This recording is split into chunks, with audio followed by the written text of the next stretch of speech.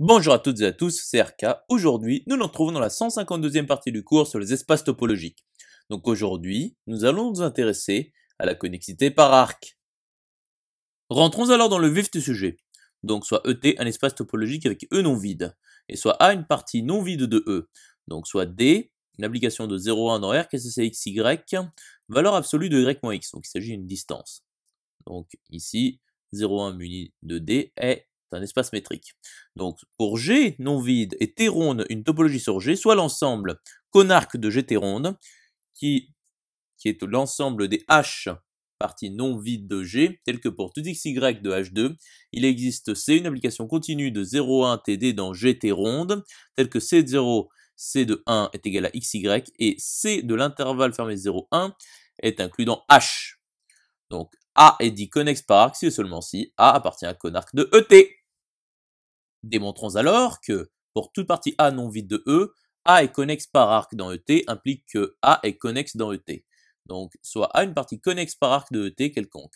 Donc soit OO' deux ouverts non vides de T tels que O inter O' est vide et A est inclus dans O union O'.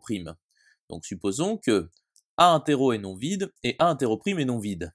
Donc soit XY appartenant à 1 0 croix 1 0 quelconque. Donc il existe une application continue de l'intervalle fermé 0,1 TD dans ET tel que C de 0, C de 1 est égal à XY et C de l'intervalle fermé 0,1 est inclus dans A. Poursuivons la démonstration. Donc nous savons que 0,1 est, l'intervalle fermé 0,1 est connexe selon 0,1 TD. Donc nous savons que C de 0,1, c'est-à-dire C de l'intervalle fermé 0,1 est connexe dans ET. Or, C de l'intervalle fermé 0,1 est inclus dans A, qui est inclus dans O union E'. Or, X appartient à O. Donc, C de l'intervalle fermé 0,1 est inclus dans O. Et Y appartient à O'. Donc, C de l'intervalle fermé 0,1 est inclus dans O'. O interro' est non vide. Ceci est absurde. Donc, A interro est vide, ou A interro' est vide.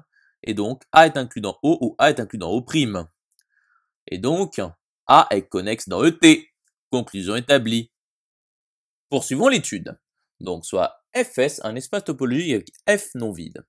Donc, démontrons que pour toute F application continue de ET dans grand Fs et pour toute partie A non vide de E, A est connexe par arc dans ET implique que F de A est connexe par arc dans grand Fs. Donc, soit A, une partie connexe par arc de ET quelconque. Donc, soit F, une application continue de ET dans grand Fs quelconque. Donc, soit UV appartenant à F de A2, c'est-à-dire 2 points de F de A quelconque. Donc, il existe XY appartenant à A2 tel que UV est égal à F de X, F de Y. Or, A est connexe par arc dans ET. Donc, il existe C, une application continue de l'intervalle fermé 0,1 TD dans ET tel que C de 0, C de 1 est égal à XY et C de l'intervalle fermé 0,1 est inclus dans A. Donc, F rond C, par composition d'application continue, est une application continue dans l'intervalle fermé 0,1 TD à valeur dans grand Fs, et F rond C de 0 est égal à, et F rond C de 1 est égal à F de X, F de Y qui est égal à UV, et F rond C de l'intervalle fermé 0,1 est inclus dans F de A, car C de l'intervalle fermé est de 0,1, l'intervalle fermé 0,1 est inclus dans A.